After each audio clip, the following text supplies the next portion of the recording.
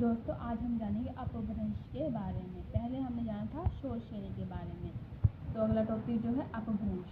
अपभ्रंश का शाब्दिक अर्थ है भ्रष्ट, विकृत या बिगड़ा हुआ या गिरा हुआ। इसका प्राचीनतम रूप भरत मुनि के नाट्यशास्त्र में देखने को मिलता है। प्राकृत की तुलना में जिस भाषा में ध्वनि तथा व्याकरण संबंध परिवर्तन हुए, भाषा को कुछ विद्वान ने इसे अपभ्रंश या अपभ्रष्ट के नाम से पुकारा।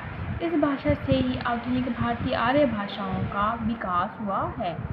अपभ्रंश का काल 500 ईसा पूर्व से 1000 ईसा पूर्व तक माना गया है, लेकिन साहित्य में इसका प्रयोग इससे पहले 15वीं से 16वीं शताब्दी तक होता रहा है। भाषा के रूप में इसका प्रयोग आचार्य भामह ने अपनी रचना काव्य अलंकार में किया है।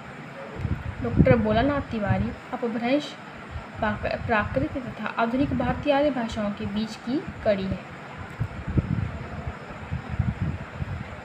अपभ्रंश में अनेक महत्वपूर्ण रचनाएं लिखी गई हैं, जैसे विद्यापति के द्वारा कीर्तिलता। अपभ्रंश का प्राचीनतम उल्लेख पतंजलि के महाभाष्य में मिलता है। कुछ भाषा वैज्ञानिकों में इस प्रश्न को लेकर काफ़ी विवाद है कि अपभ्रंश बोलचाल की भाषा थी या नहीं। भोलानाथ तिवारी ने इसके 7 भेद माने हैं। वे हैं ब्राह्मण, शोर श्रेणी, केकेय, महाराष्ट्री, मागधी, अर्धमागधी और टक।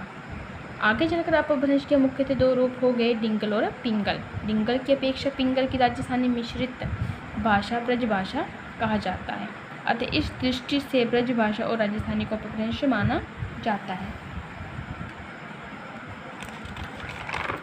इसके निम्नलिखित कुछ विशेषताएं हैं।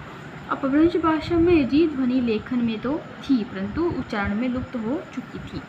अपभ्रंश भाषा में श को श के स्थान पर स का प्रयोग होता रहा। अपभ्रंश भाषा में ऊ ध्वनि का प्रयोग अधिक मात्रा में देखने को मिलता है, जैसे जग्गू। म के स्थान पर अपभ्रंश भाषा में व ध्वनि पाई जाती है, जैसे कमल व कंबल बन जाएगा। अपभ्रंश भाषा में क्षत्रिय का ख बन जाएगा, जैसे पक्षी का पक्षी बन जाएगा। इसमें यह ध्वनि ज हो जाती है, जैसे यमुना का जामुना नपुंसकलिंग माना जाता है। अपभ्रंश भाषा में नपुंसकलिंग और द्विवचन लुप्त हो गए हैं। तद्भव शब्दों की बहुलता अपभ्रंश भाषा में पाई जाती है। अपभ्रंश भाषा अंतिम स्वर से पहले स्वर की मात्रा पहले जैसे ही रहती है, यानी कि इसमें पहले स्वर की भाषा जो है अंतिम तक वैसी ही रहती है स्वर, जैसे माया। अपभ्रंश भाषा में प्रमुख रूप से संयुक्त क्रियाओं का आधिपत्य हो जाता है। तो निष्कर्ष यह है कि इस प्रकार प्रयुक्त विशेषताओं के आधार पर यह कहा जा सकता है कि अपभ्रंश भाषा में तत्सम शब्दों का प्रयोग कम हो गया और तद्भव शब्दों का प्रयोग बढ़ गया। इस प्रकार प्राकृत और आधुनिक आर्य भाषा के बीच की कड़ी बढ़ गई, जिसमें मध्यकालीन भारतीय भाषाओं का प्रमुख स्थान है। तो ये था मेरा वीडियो। मेरा टॉपिक अच्छा लगे तो लाइक, शेयर, कमेंट और सब्सक्राइब करें मेरे चैनल को। धन्यवाद।